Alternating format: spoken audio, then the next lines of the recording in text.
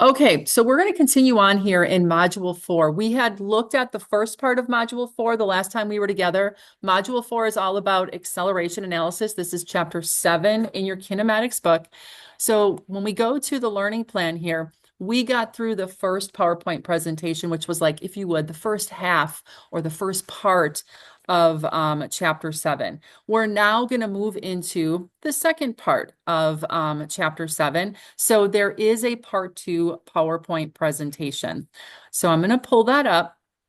And what we're going to do is we're going to start here. Just so you know, we are going to be using AutoCAD during this time, and we're going to be referencing that equation sheet that we had created last time as well. So if you did want to get that out or get that going, it's a good time to grab those things. Now, as we had seen when we were looking at velocity analysis, if we had links that were dependent on the motion of other links, we use what we called the relative velocity method to graphically determine magnitudes and or directions of things if we needed to for velocities. So we use that vector equation if we had two unknowns to solve for any unknowns. So that's what we practiced back in our previous module, Module 3, and that was Chapter 6. So now what we're doing is we're adding on top of that, if you would, the relative acceleration graphical method for determining unknown accelerations. Now, we're going to find that there's going to be some similarities to this, but there's also going to be obviously some things that are a little bit different. So relative acceleration is going to be the acceleration of one object as observed or being relative to another. And just like we did for relative velocity, it's kind of like we look at what we know, we figure out what do we know, and then we use that to calculate what is unknown. All right. Now, each one of our links, we have to determine what its motion is. So when we have links that are rotating about a fixed center, that acceleration is going to have two components. It's going to have a normal component and it's going to have a tangential component. And basically, when we wrote out our equation sheet, we kind of identified that towards the end of our equation sheet, what those were. Now, the vector equation for relative acceleration is going to be found. I'm going to find the page.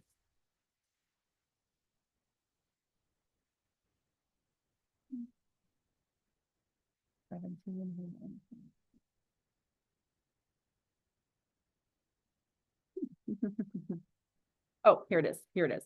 On page 177, we're going to find the equations that they're referring to here. So if we go under our camera on page 177, you're going to notice in the second column here, here are our equations for first relative velocity, and then second relative acceleration. Now, as we look at the relative acceleration equation, capital A is just meaning like the total acceleration. Now, you're going to notice that they're referencing, just like we did in the velocity relative, in the relative velocity equation, that the first quantity here, if you recall, is going to be our unknown value. That's the quantity on the left-hand side of the equation.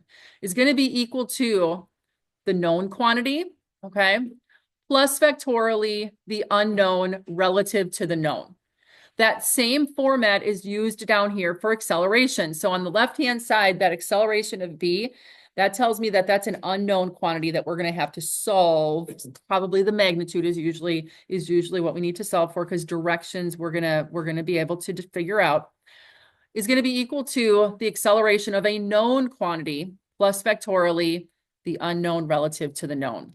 Now, once we have our relative velocity equation figured out in terms of knowns and unknowns, then we look then at the motion of whatever link that we're concerned about, or whatever link that point is on. So when we have links that are rotating about a fixed center, so something that is oscillating, we are going to have it broken into normal and tangential accelerations, those components. So assuming here that the acceleration of B is on a link that's either oscillating at this moment in time or going around a full circle, but it has a fixed center of rotation. Notice that the acceleration of B is broken into normal plus vectorially the tangential. Okay. Now, as we go back to our equation sheet that we created, down here, components of acceleration, we identified normal and tangential and how we calculate each. So the tangential component is going to be calculated based on the radius that that point is away from its center of rotation, multiplied by the angular acceleration of that link, okay? The normal component is going to be calculated using one of two, depending on the information that you have. It's either going to be the angular velocity squared of that link times its radius or distance away from the center of rotation.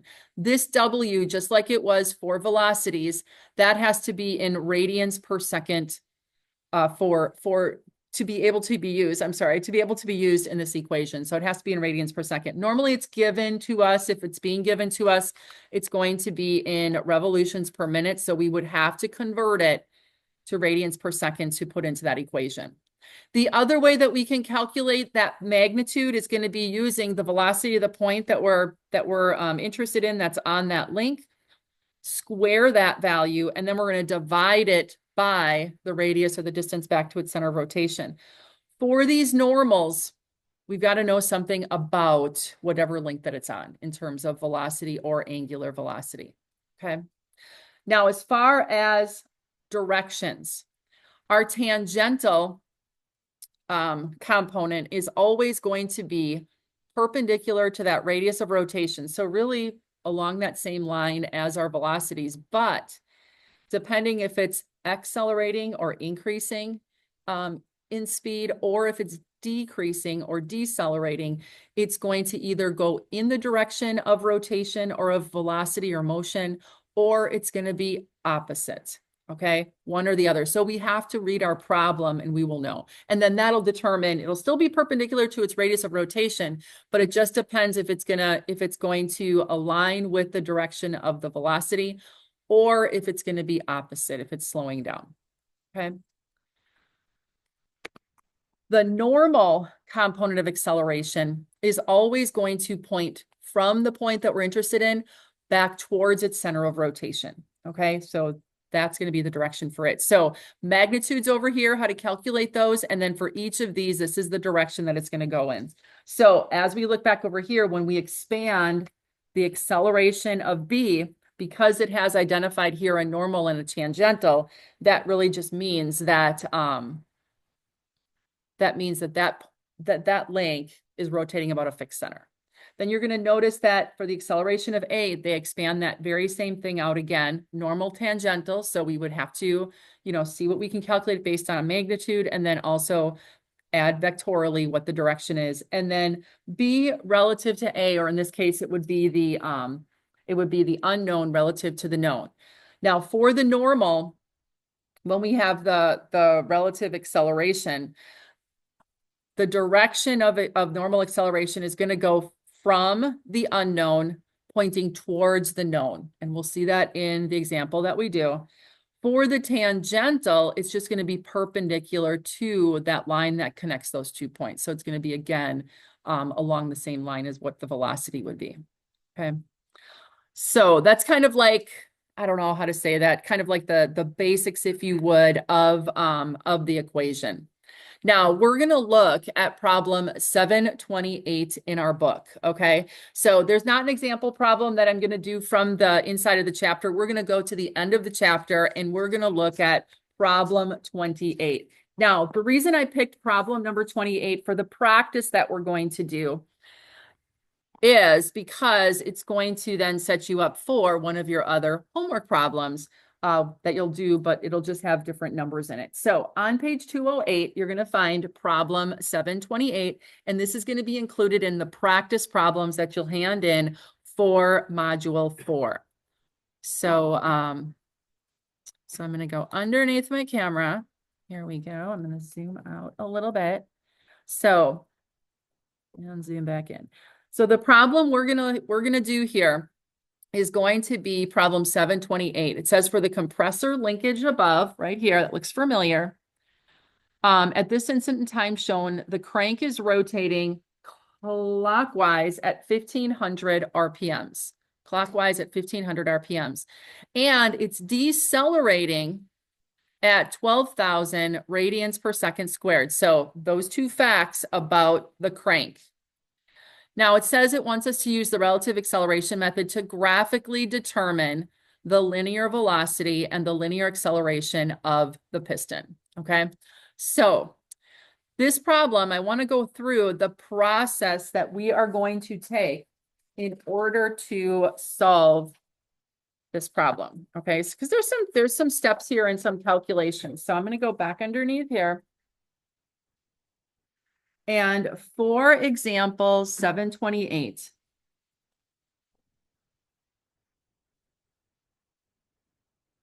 The first thing that we're going to do for this problem is we're going to create the kinematic diagram and determine the mobility. Sorry, got an extra hoop in there. Determine mobility or degrees of freedom, right? Okay, so that'll be our first step. That's the first step that we use all the time. And we will be doing this in AutoCAD so we can get a nice, accurate layout of the links, okay? The second step is going to be using the relative velocity method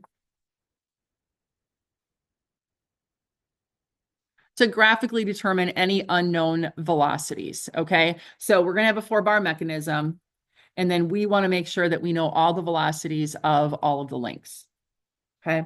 So we know that the relative velocity equation is gonna be equal to the velocity of the unknown, that's what UK means. It's gonna be equal to the velocity of the known plus vectorially the velocity of the unknown relative to the known. So once we have our diagram created, we'll then be able to fill in the variables for that. And each one of these is a vector quantity. So we're going to use that relative velocity method. I'm going to leave a little room here so I can add some calculations. And then my step number 3, I'm going to say there's only 3 steps, but there's stuff at each one of these stops. So we're going to use then the relative acceleration method to graphically determine any unknown accelerations. And we're going to then use the acceleration of the unknown. It's going to be equal to the acceleration of the known plus vectorially the acceleration of the unknown variable relative to the known variable.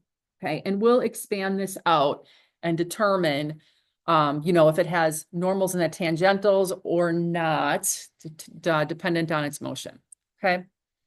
So kind of 3 main steps that we're going to go through, but this is going to take a little bit of time. So our time today in this lecture is to go through this problem so that you have it as a guide to use for your homework. Okay.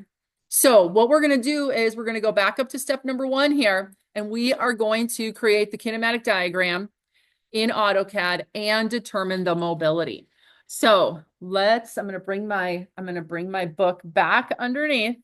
So what you want to do is you want to draw the kinematic diagram for this piston arrangement. Now we've done this before for other problems, but it's not the same numbers, okay? I think the crank was 2 inches. This was back in chapter 6, but the connecting rod was longer or shorter. I forget, but the connecting rod is not the same length. So you're going to have to draw this to scale. Make sure you use the 30 degrees here. Make sure you get the 2 inches, and notice that the piston center line is in line with our frame. Okay. So I will let you open up AutoCAD and take time to create that diagram. I'm going to pause the video for a little bit, and then we'll resume once everybody's all set. Okay, so your kinematic diagram should look like something similar to this. Using the frame as number 1, our link number 2 is going to be our crank. Link number 3 is going to be the connecting rod. And link number 4 is going to be the slider or the piston, represented as a slider. I have this all drawn to scale, and then I did add my rotation. So my W2 or my angular velocity, the direction that this is rotating in is going to be clockwise, and it is rotating at 1500 RPMs. Our angular acceleration, because it said that this link is decelerating, that means that it is going in the opposite direction of rotation. So notice that I drew this arc in here for alpha 2, okay? And it is going in a counterclockwise direction, all right? Just representing that it is decelerating or slowing down as it's rotating clockwise, okay? Now, the next thing that we need to do is we need to determine what is going on in terms of the velocity of this slider. So to do that, we know that since the crank is rotating at 15 RPMs clockwise, we know its overall length. We need to use that as our known quantity. So we're going to find the velocity at point B, and we're going to use the relative velocity equation, vector equation, to then solve for the velocity of our slider. Our slider is constrained to a horizontal or a linear motion going horizontal. Okay. So what I want you to do now is we're going to be filling in these velocities. So I'm going to go back underneath my camera. Okay. Now I am going to just, and I wish I would have done this while we were doing things, but I'm just going to sketch our vector or our kinematic diagram. So I'm going to put it over just on the side here. Here's our link number 2. This is point B.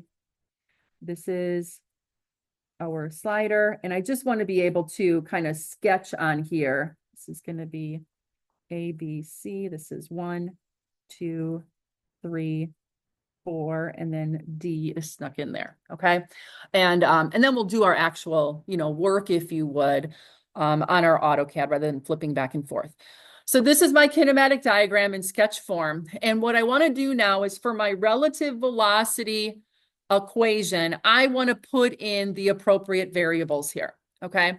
So I'm trying to find the velocity, the straight line velocity of that slider. That slider is right here and its center is at C. So that means my unknown quantity, because I don't know how fast it's going, my unknown quantity is going to be the velocity of C. Now, I don't know its magnitude. So this little circle on the left is going to signify I don't know magnitude, but I do know its direction is going to be along that horizontal line, right? It's a straight line or a linear velocity. Now, on the other side of the equal sign, the first vector I'm going to put here is going to be my known quantity. We know pretty much everything about link number 2, and we know that it's rotating clockwise, 1500 RPMs. We know how long that link is, okay? So we can calculate what would be the velocity at B. Now, on this diagram, since this is rotating in a clockwise direction, the direction of velocity at B is going to be perpendicular back to its center of rotation in the direction of rotation. So this is going to go up and to the right, okay? So we're going to change this from K for known to the velocity of B. And because we know how fast it's rotating, we know how long it is, we will be able to calculate, after we kind of draw this out, we will be able to calculate its magnitude. We'll do that in just a bit. And we just put in its direction perpendicular to its radius back to the center of rotation. Now, as we look at the last one, this is going to be the relative velocity of the unknown to the known. So if we look here, here's our unknown, that was C. So this is going to be the velocity of C relative to our known, which is B. Okay. Now here, we also don't know our magnitude. We're going to get that from our vector equation, but we do know the direction is going to be perpendicular, if you would, to the line connecting C and B. Okay. And then along this line is where our velocity of C would be. I didn't label that one. I just kind of drew it in. All right. So before we can go over to create our vector diagram here, because we have our two unknowns separated by the equal sign, we need to calculate the magnitude of the velocity of B. Now, if you need to go back to the handout, feel free to do that, but the equation in variable form is going to be the velocity of B is going to be equal to the angular velocity of the link that it's on, which is link number 2, times the radius or the length of link number 2 because B is on there. Okay. Now, W2 is given to us at 1500 RPM from the problem. Okay. We can't use that in this equation. We know that we have to convert revolutions per minute to radians per second. So our W2, which is equal to 1500 revolutions per minute, we need to convert that to radians per second. So go ahead and do that.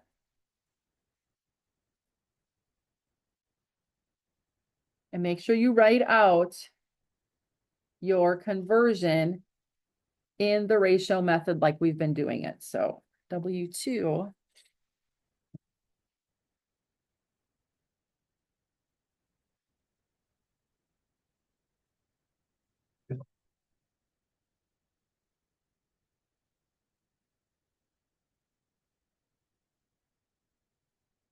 make sure when you calculate it, you write out, you multiply across the top, divide that by the bottom, you should get 157.08.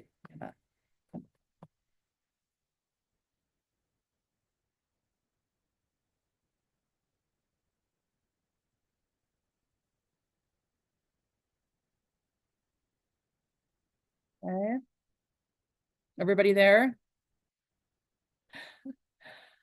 All right, now we're going to use this value up in the equation right there. Okay, so that means our velocity at B is going to be equal to the 157.08 radians per second multiplied by the length of link number 2, which if I remember correctly, that's 2 inches. Look at this.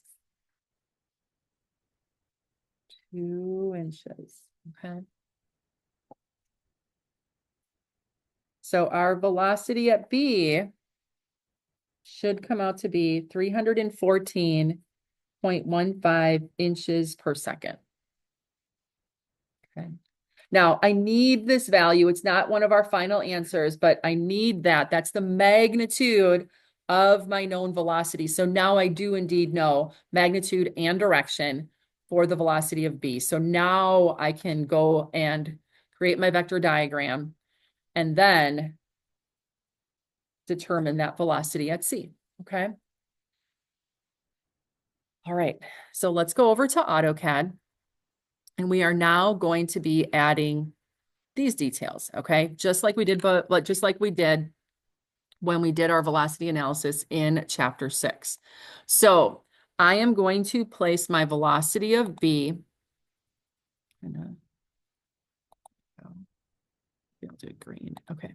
And it is going to be, it needs to be represented by a length of 314.15. Now, if I look here, and I know that the length of my link right here is 5 inches. So that means that if I draw this 314, it's going to be huge, right? Compared to the scale. So I'm going to do that trick where I move the decimal place. So I'm going to draw this as a radius or as a length of 3.1415. Oh my gosh, I didn't even realize that that's pi. That was not planned at all. So, so what I'm going to do is I'm going to draw a line. And I'm just going to kind of randomly out here, perpendicular to my line. I'm going to move this endpoint to the endpoint here. So it's going through the point B. Make sure that you move your variables so things aren't overlapping and they're easily read. And now the radius of this, I'm going to draw a circle that's going to have a radius of 3.1415. So I'm going to draw a circle radius and point at that center, 3.1415.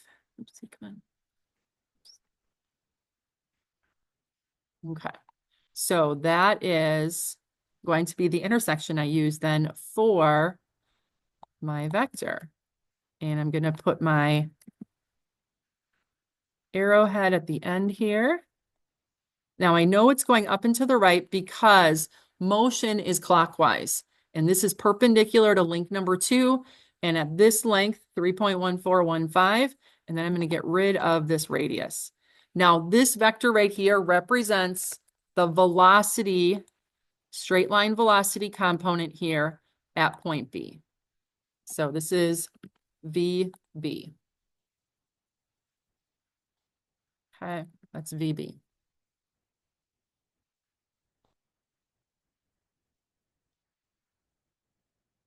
The next one that we're going to do, okay, so I've got VB in place, like on my diagram. The next one I need to represent is the direction of C relative to B. So I'll go back to AutoCAD. I'm going to change my layer here. I'm going to draw a line kind of out here, and I'm going to go a line perpendicular to the line connecting C and B, which is link number 3. So I'm going to go perpendicular. Oops. I accidentally must have hit that line out here, perpendicular. And this is going to be representing the direction, because we don't know which way it's pointing yet, the direction of the velocity of C relative to B. There we go. And then lastly, we need to represent the direction of the velocity at C, because over here we don't know C's magnitude, but we do know that it's going to be horizontal because it's constrained to that linear direction. So I'm going to do that in yellow, I guess. And I'm going to do a line just from that endpoint, and I'm just going to make a horizontal line. And that's going to represent the velocity at C. There we go. I like seeing these here because then it lets me know what you used, okay? So make sure that your kinematic diagram includes the vectors and their directions, okay? As long as it doesn't get too cluttered. So any questions right now where we're at direction-wise?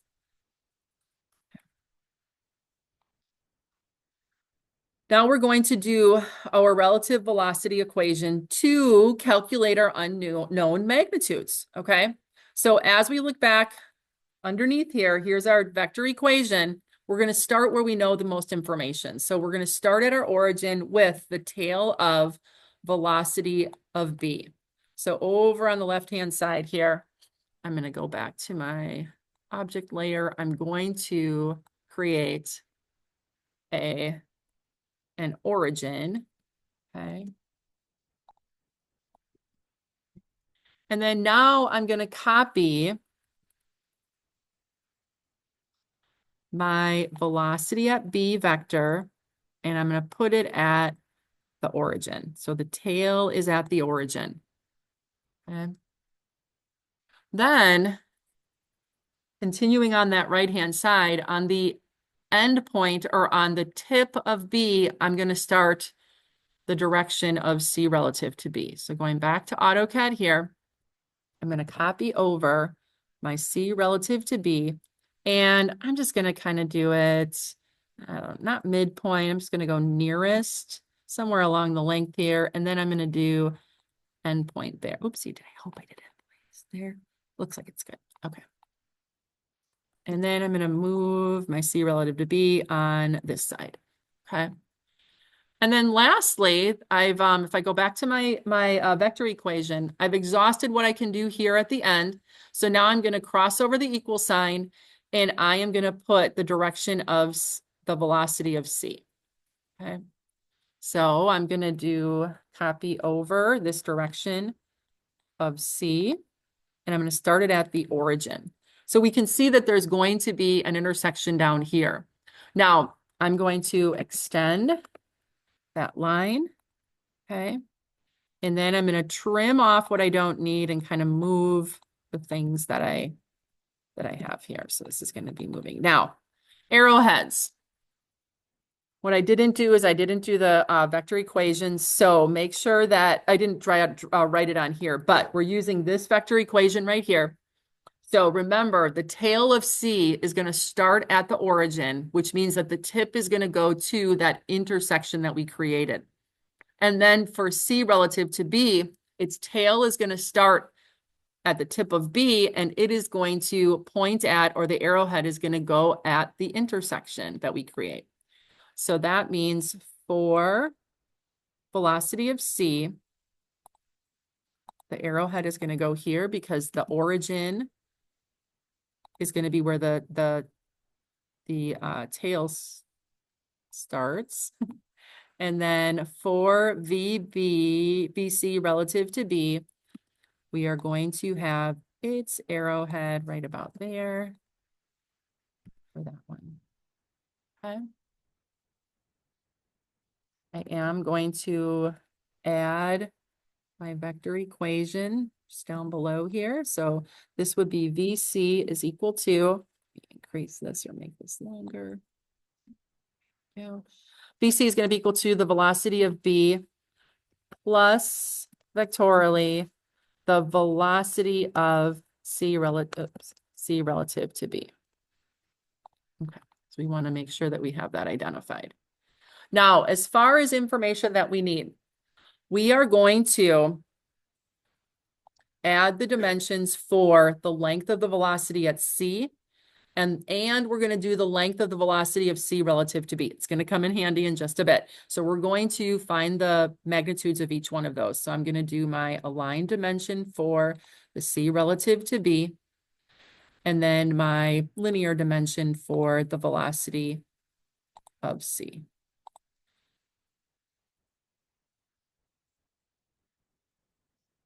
Confirm my numbers there.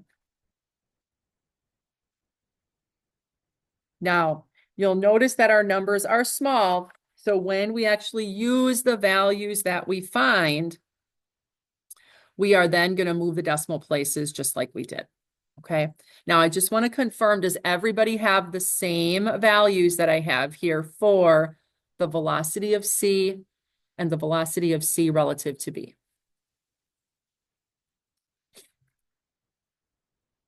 You're close? Good. Good, good, good. Okay.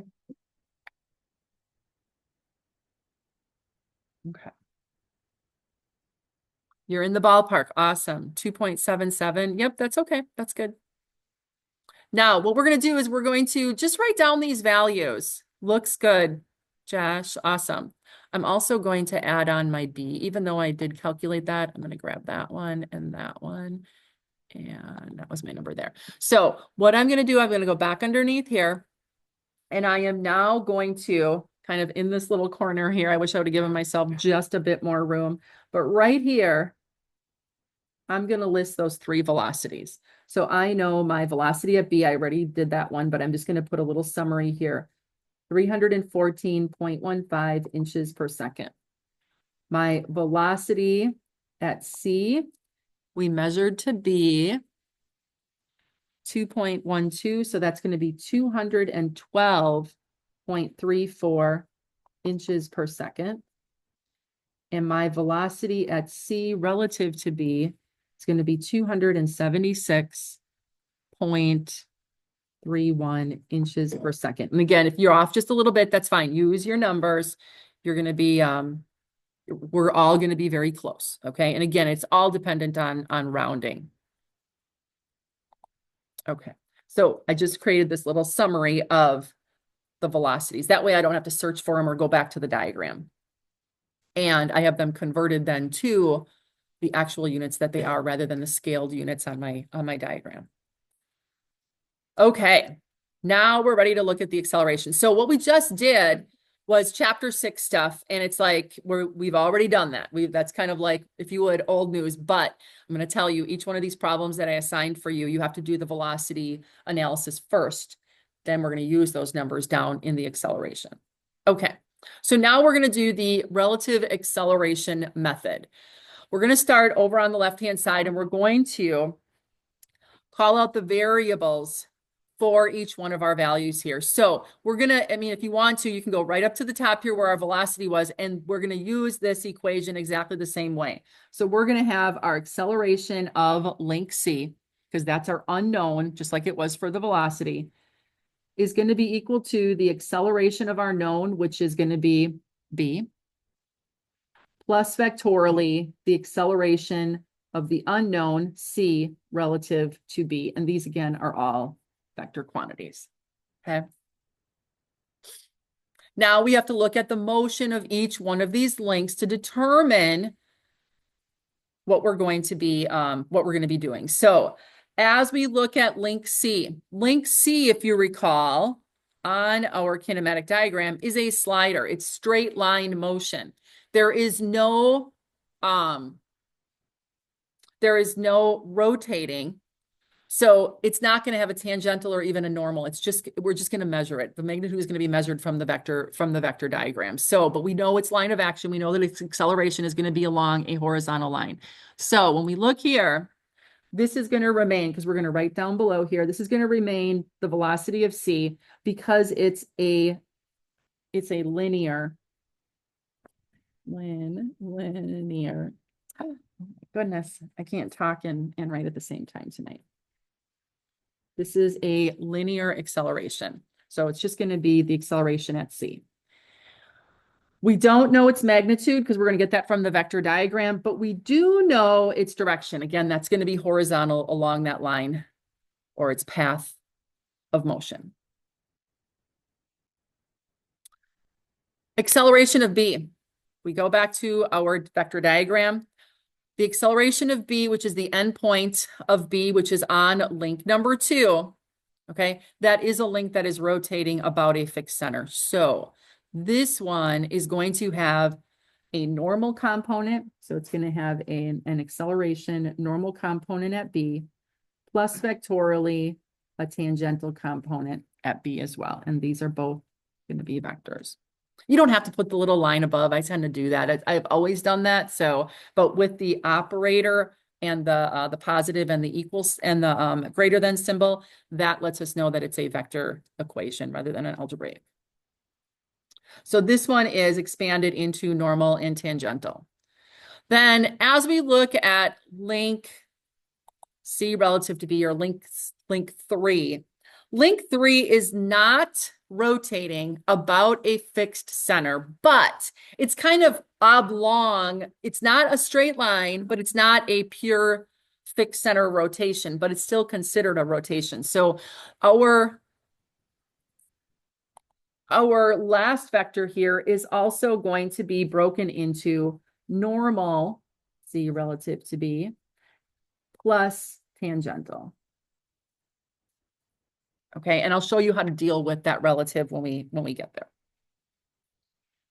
And now we've got to determine what we know. We already know over here we don't know its magnitude for the slider. So over here underneath, we're going to kind of analyze, do we know, can we calculate, or whatever it's going to be. Now, this is where we're going to go back to our equation sheets, okay?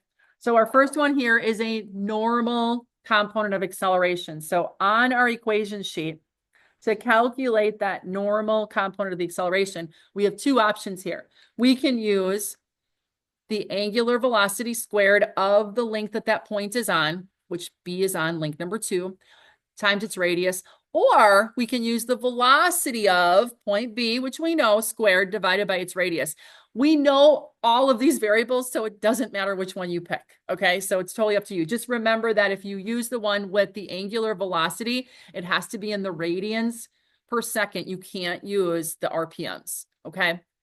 So this one, what I'm going to do is I can calculate the magnitude. We're going to find that out. And I know its direction. Now, the direction of the normal, going back to our equation sheet, the direction of a normal component is going to point towards the center of rotation. So it's going to come from that point B, and it's going to point down towards A, because that's its center of rotation. Okay, so we know the direction of the normal as well. That's why we can put 2 check marks for the normal component of point B. Okay. Tangential. All right. The tangential component, okay, so I'm gonna put this out here right now. When we have rotating around a fixed center, we will always have a normal component, always, of acceleration. But the tangential depends on if we are actually accelerating or decelerating. So are we changing our velocity or our angular velocity in units of time or over units of time? And in this case, it told us that it was decelerating, right? So that means that we have a tangential component. If it's saying it's speeding up or has an acceleration of, that means that, again, it's speeding up as it's rotating. But if it says it's rotating at a constant rate, that would mean that we would not have a tangential component, because that means it's going at a steady rate. It's not speeding up or slowing down. It's only changing direction. Okay, so it still will have the normal component, but if it's going at a constant rate, we don't have a tangential component. Now, I say that because two reasons. Your homework problem number 716 tells you that the link is moving at a constant rate. So that would be an example where you would have that normal component, but you would not have a tangential. So the total acceleration of that point, I think it's asking for the point B or something, would be equal only to its normal, because it would be adding a 0, because there wouldn't be an angular acceleration here. Okay. So for that reason, I want to mention that, because some people have been asking about calculating the acceleration for that. And then second reason I want to say that for you is because when you do this problem 28 and you do the homework problem 26, which has the same kinematic diagram and everything, except for you are going to have a different angular velocity of link number 2, and it is going to be going at a constant rate. So for that one, it will have a normal, but that one's tangential will go to 0, because it's not accelerating. It's not speeding up or slowing down as it rotates. Does that make sense to everybody? Okay. So I want to mention that for that purpose. So magnitude wise, if we look at the magnitude to calculate that for a tangential, we need to know what the angular acceleration is. And we're going to multiply that by the distance that point is away from its center of rotation. So we definitely know the distance to be. And if I remember correctly, in our problem, it gave us the angular acceleration or deceleration at 12,000 radians per second squared. So we know that, all right? So we can say, yeah, no problem. We can get that magnitude. And the direction of the tangential, going back to our equation sheet, our direction of our tangential is going to be perpendicular to the radius of rotation. And I should put in here, please add this, in the direction of acceleration, okay?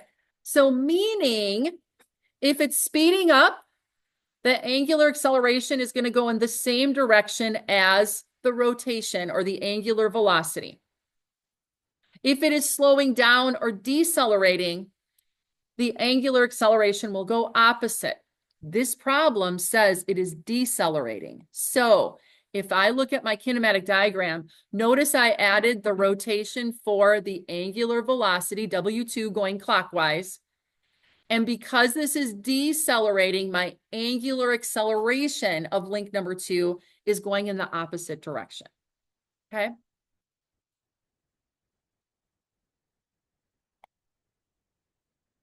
So when we look at our problem here, its direction then is going to be dependent on the deceleration. So we'll again address that again. So both of these components, if you would, of the acceleration of point B, we know everything about them. So they are fully known, which we were expecting.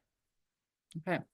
Now we're going to go over to the normal acceleration of C relative to B.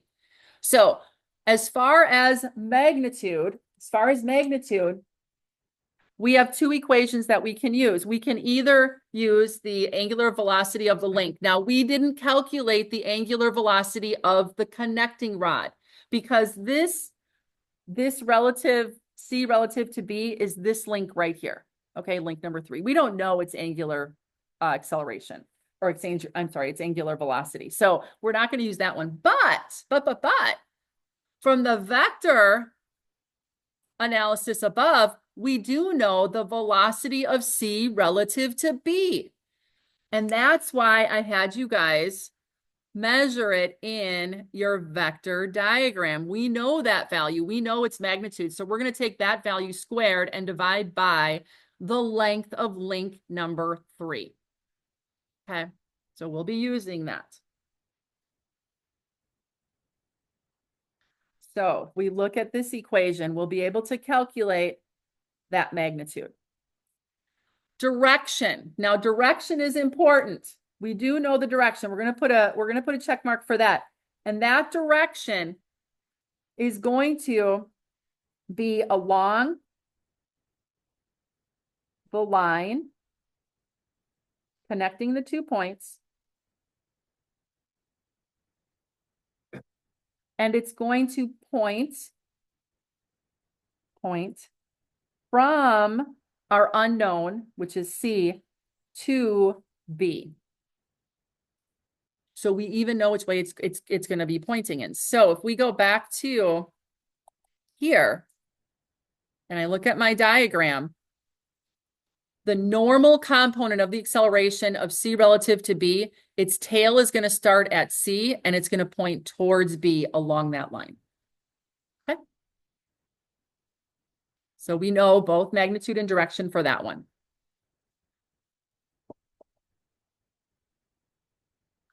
Tangential. Okay, tangential of C relative to B. So we're going to go back over here. For the tangential, we need to know what the angular acceleration is for link number 3, and we don't. We know how long it is, the radius, but we don't know its angular acceleration. So we will not be able to calculate a magnitude for the tangential component. But we do know the direction. The direction is going to be perpendicular to the normal, or we can say perpendicular to the link that connects both C and B. So if we go back over here and we look, it is going to be perpendicular or really in the same direction as that velocity of C relative to B. Okay. All right. So now we have our knowns and unknowns. We have 2 unknown quantities. They are separated by the equal sign. So we're in good shape. If you end up with more than that, then we can't solve it factorially. All right. So all of these problems you should be able to solve, or you will be able to solve factorially. So you should always end up with no more than 1 unknown and then separate them on either side of the equal sign. And they are for us. Okay. So now we're ready to do some calculating. We need to calculate the magnitudes that we can calculate here as we had identified. So we're going to first calculate the magnitude of the normal component of B. Then we're going to do the tangential and then the normal of C relative to B. So on my next sheet of paper here, I'm going to kind of reach this down a little bit. Okay. So I am going to calculate the magnitude of the acceleration of the normal component at B is going to be equal to, now, like I said earlier, when we calculate a normal component of acceleration, we can use either one of these equations, totally your choice. Okay. So I'm going to use the W one only because we don't get to use that one very often. So we might as well use it, but you can also use the velocity. So I know that my point B is on link number 2. So the angular velocity of link number 2 in radians per second is 157.08. So this is going to be the angular velocity of link number 2. And we need to square that quantity. And then we're going to take the radius to point B from its center of rotation, and we're going to multiply it. So I'm going to go equal to, this is going to be 157.08 radians per second. And don't forget to square that quantity. We have to square it. And then we're going to multiply that by 2 inches. Okay. So calculate that value and let me know what you get.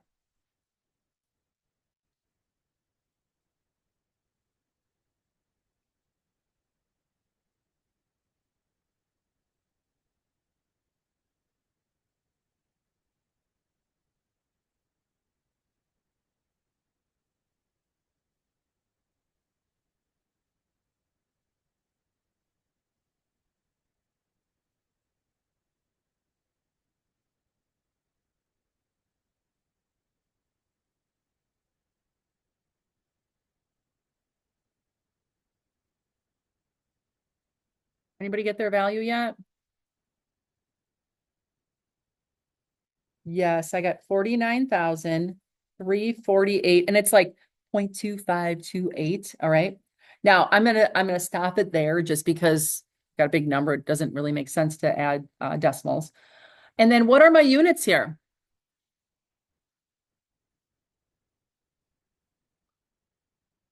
Inches per second squared, right? So the radians per second gets squared. So it's going to be, if you would, once we squared, it's going to be squared underneath here, squared there.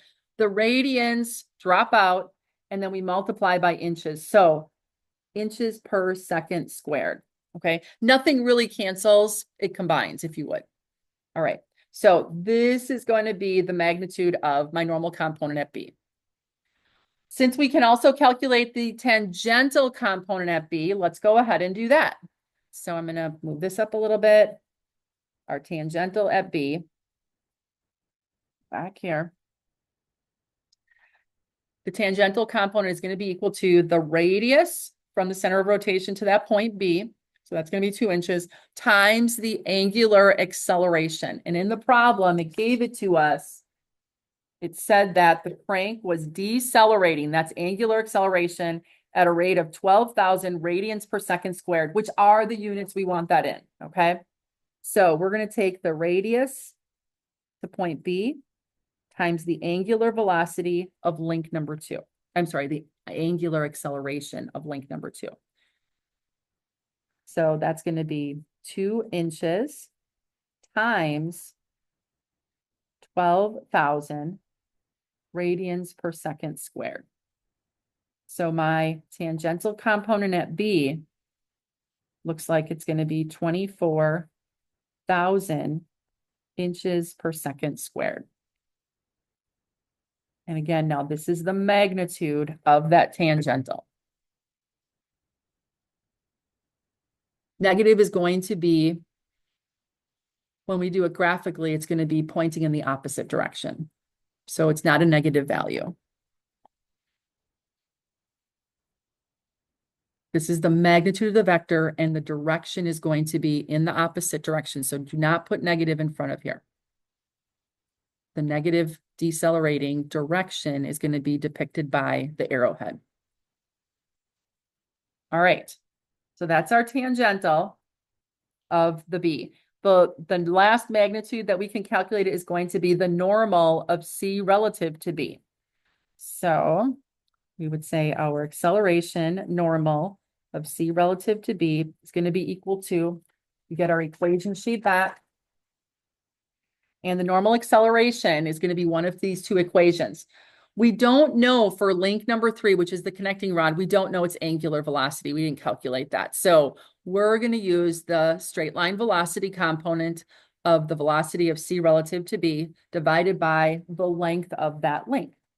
So this is going to be the velocity of C relative to B. We're going to square that quantity divided by the radius or the distance of C relative to B. Or link number 3 is what it's going to be, the distance separating those 2 points. So we had to measure that C relative to B to use it here. So in AutoCAD, I'm going to go back over here, or I have it listed above actually. That is this length right here, but we've got to scale it, remember? So we did write down right up here that value of 276.31 inches per second. And we want to do it not in the scaled value, so make sure that you move the decimal place appropriately.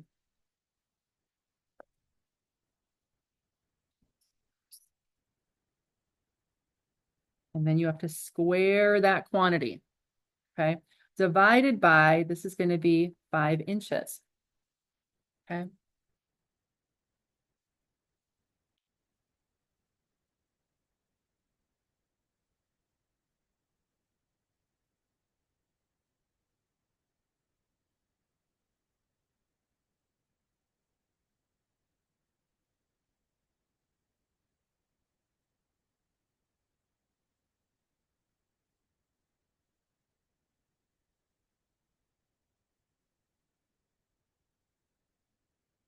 I think you guys had a little bit different number. If you did, that's okay. So you're going to be relatively close to what I have here, but 15,269-ish.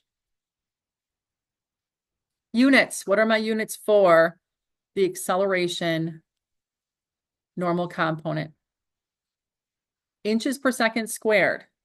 Okay, so let's see how that comes out, because when I look here, I have inches per second up here, but it's going to square. So I'm going to put the square on the top and the square on the bottom. Those are the final units that I end up with.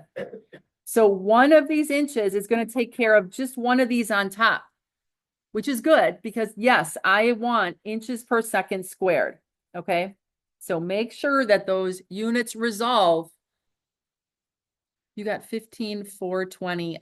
Yeah, that's a little further off. What did you guys get in the room? Oh, okay. All right. We've got another 15,420. It is squaring, and now we've have big numbers. So yeah. Josh also got that. Good. Good, good, good. Yeah, some of the velocities were a little different than mine. Okay, so that's our magnitude for that one. So now that we have our magnitudes calculated, we're ready to do our vector equation. Okay. And although we have more, quantities to add here, the process is the same as it was for velocity. So we're going to start on the right-hand side of our equation with our normal and tangential components of B. So let us go back to AutoCAD. Okay. So this was our vector equation. Now what we're going to do, don't combine the vector equations. We're going to create a completely separate one for our acceleration. So I'm going to take this and I'm going to I don't know if I want to go up or down. I'll maybe go up here. That way I can just kind of go up and down, and I'll just kind of put my new origin up here. All right. So now what I'm going to do is I'm going to actually put the vector equation, just because that way I don't have to flip back and forth all the time, and I can just see it here. So I'm going to change this one. This is going to be the acceleration of C. It's going to be equal to the acceleration normal at B plus vectorially the acceleration tangential at B plus vectorially the acceleration normal of C relative to B. It's a little bit longer. Plus vectorially the acceleration tangential of C relative to B. So I just want that here for, just so that I don't have to, like I said, flip back and forth. So I'm going to move this over a little bit. Okay. So my first vector, as we know, we need to draw to scale using the magnitude and the direction of the normal component of the acceleration at point B. So as we stated earlier, we know the magnitude, we've got that, and the direction of the normal component is going to go from point B, pointing down towards along the radius to its center of rotation, which is point A. So what I'm going to do is I am going to copy the line for link number 2, because that's my line of action for this, okay? And then I'm going to go from the endpoint of that, and I'm going to put it at my origin, okay? I'm going to change this to probably object 2 for my second one. And now I'm going to draw it, because this is the line of action for it. Now I want to draw it at the right length.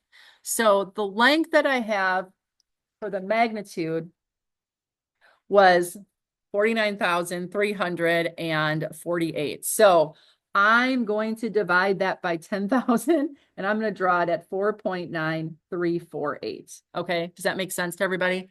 Just so that it's not huge on my AutoCAD drawing. So I'm going to draw a radius now with its center here, and its radius is going to be 4.9348. Okay, out to there. And I am going to extend my radius to there, or the length of my vector to there. So I drew a circle with the radius equal to 4.9348, and then extended my line out to it. And I know that the direction is going to be, the tail is going to start at my point B, and it's going to point down towards its center of rotation. So that means that my arrowhead is going to go out here. Okay. And then I'm going to label that my acceleration normal at B. Okay. Questions so far? All right. I'm going to do a quick save on this so I don't lose what I've got. All right. Back to my vector equation. So I have my normal component at B in place. Now I'm going to do my tangential. So the magnitude of the tangential this time is 24,000. So I am going to draw that at 2.4 inches long, right? 2.4 inches long. So I'm going to go back to AutoCAD. Oh, I'm going to go back one more time. So my point B for the tangential is going to be perpendicular to the radius of rotation in the direction of acceleration. Okay, so this is where the tangential component, you can say it one of two ways. It's either going to be perpendicular to the normal component at point B, or it's going to be perpendicular to link number 2 because the normal goes along that link, okay? So it's really in the same orientation as the velocity vector, okay? The tangential. Does that make sense to everybody? So we have one that's already there, but, because this is decelerating, look at the direction of angular acceleration. Our vector is not going to point up and to the right. It's going to go opposite, okay? Because it's slowing down. If it was accelerating and speeding up, it would be going in the same direction. So I am going to take this vector, I'm gonna copy it, and I am simply going to take the line of action right now, and I'm going to put it on the end point of my normal component. And then I'm going to move all of this up because I'm going to start going into my diagram. So I'm going to move this up so it's out of the way. Okay. So this represents the tangential acceleration at B. Tangential acceleration at B. Now, its length, its magnitude is going to be that 2.4 inches long. So I'm going to draw a circle radius. The center is going to be at the end point here, and this is going to be 2.4 long. So I'm going to trim the extra. I'm going to get rid of that radius, and then I'm going to draw the arrowhead down and to the left for this one. Okay. Makes sense so far? All right. So again, the direction here is based on the fact that it's decelerating, going in an opposite direction of rotation. So it needs to go down and to the left with the arrowhead. Cool. Cool, cool, cool. All right. Do a quick save. So we have our first two vectors on that right-hand side done, the normal and tangential of B. Now we're going to look at the normal of C relative to B. So if we recall, underneath here, the normal component of C relative to B, we calculated its magnitude right here, 15,269. And then remember the direction is going to be along the line that connects C and B. And it's going to go from the unknown. The tail is going to be at the unknown, and it's going to point towards the known. So it's going to point from C towards B. So the line of action for this one is actually going to be, I'm going to copy my link. Okay. I'm going to copy my link. Okay. Because it's going to be right along that line right here. I don't know what the length of it's going to be, but I'm going to put it at the end point, at the tip of the last vector that I just added in my vector diagram. And I'm going to make this object 2 because this is our next link. Okay. Now this is going to be the magnitude of, let's go back over here. We calculated its magnitude to be 15,269. So I'm going to draw that a length of 1.5269. Okay, that's going to be the length of the vector. So I'm going to start with a circle radius. I'm going to start at the endpoint there. And this is going to go 1.5269.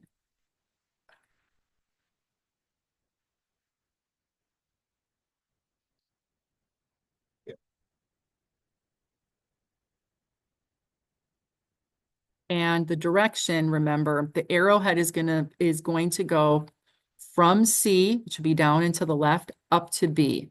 So our direction is going to be here. Our arrowhead is going to go right there. And I want to trim away that extra on the outside and get rid of my radius. And then this one is going to be called the acceleration normal at C. No, C relative to B. This is the C relative to B, the normal at C relative to B. So it's this one right here.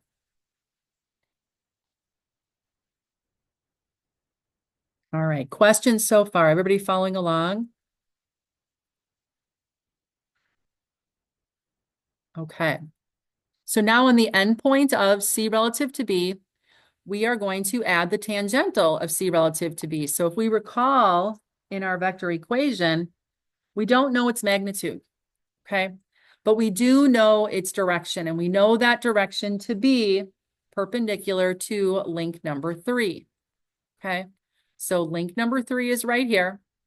And you're going to notice that we had a direction for the velocity of C relative to B. That's the same direction because that's also perpendicular to that link. So I'm going to copy that line that I already did. Okay. And I'm simply going to put this on the endpoint. Okay. And this is going to represent the tangential component of C relative to B. Okay. All right. So now what I've done is, and this is just line of action. I'm going to have to find an intersection once I go to the other side of the equal sign. So I'm just going to leave it like that. So now what I've done is I've exhausted everything on the right-hand side of my equal sign. I'm going to go back across the equal sign. So that means I'm going to start back at my origin, and I am going to put in what I know about the acceleration of C. So back underneath here, if you recall, we didn't know the magnitude, but we do know the direction. We know it's linear, it's horizontal, it's running horizontal. So we're going to put in the line of action for the direction of C. So if we look down here, C is right here, and it is going to move along that straight line. So I'm just going to copy that line that we had for vector C. Oh, shoots. Dang it, dang it, dang it, dang it. I want to grab the endpoint. And I'm going to go right from there. And I want to, sorry. I want to copy this. Come on, copy from the endpoint there. And I'm going to put that at the origin here. Okay. So that is my line of action for the acceleration of C. There is no normal or tangential because this is a linear acceleration. So this is just the acceleration at point C. Okay, because it's a slider. There's no normal and tangential component. So now it looks like if I extend my tangential C relative to B, I'm going to be able to extend that up. And now here is the intersection I'm looking for, right? So I am going to trim this little away. And based on my vector equation, let me move this in here. Based on my vector equation, I've got the acceleration of C. So acceleration of C is going to start with its tail at the origin, and its tip is going to go to that intersection that we just created. So that's going to go there. Okay. And then the acceleration of the tangential of C relative to B, its tail is going to start at the tip of the normal, and its tip is going to go to the intersection that we just created. So this one's going to go here. Now, it didn't ask us for the tangential, but you need to have arrowheads on all your vectors. Okay, so make sure that you add those. Now, the problem wanted to know what is the acceleration of that slider, or what is the acceleration of that piston. That is the acceleration of C here. We are now going to measure its distance. So let me move this up a little bit because I'm going to be adding a dimension. And I'm now going to do a linear dimension from that endpoint to this endpoint. That is not the answer I wanted, is it? Let me see. Or is it close? I forget. Oh, I've got, yeah, it's pretty darn close. So the final answer that I got is 36,994. If we look to the back of the book, the answer is 37,194. So I'm off by, it looks like a little bit. So my final answer then, okay, for this one, and this is the acceleration of point C. For me, okay, so my number, if I go back to AutoCAD, is going to be 36994. Okay. So you have to, if you scale, which I anticipate you probably will, don't leave that number in its scaled form. You got to tell me what the final answer is, and then multiplying it, in this case, by 10,000, and making sure you have the correct units. So this would be inches per second squared. And then this is your final answer, because it just wants to know what is the acceleration of that piston. Okay. Now, if you got the answer in the back of the book is 37,194 inches per second squared. Okay. And again, mine is pretty darn close. Is yours of what? This one? Yeah, I got 37,195. 37,195. Okay. 37,195. Okay. Maybe you guys are better than me. I must have rounded like somewhere earlier. 37,041. I'm good with that. Yeah. Good. So what would you hand in for this practice problem? You were going to hand in the manual calculations that we did here, including your magnitudes. And then you are going to take a screenshot of all the elements here. So I want to see your kinematic diagram, your velocity diagram with all the labels, and then your acceleration. Make sure you have your equation with the final velocity at C dimensioned. Okay. Now, it's probably not going to work to put this all on one screenshot. I got to be able to see them. Sometimes when students try to do that, it just gets too small. Okay. So don't be afraid to break it into separate screenshots, because that way I can see what you're trying to tell me. Okay. So are there any questions on that example? All right. Let me take a peek at our PowerPoint and see where we're at. So the next problem that we have to work here is problem 735. Okay. Let's see if there's any other ones. Okay. 735. So let's take a peek at the end of the chapter, 735.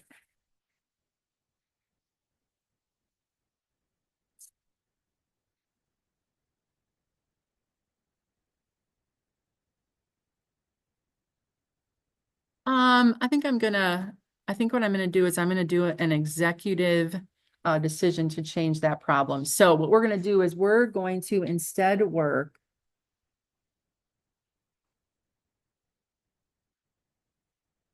$739. Okay, we're gonna do $739. Now, I have been talking for about an hour and a half.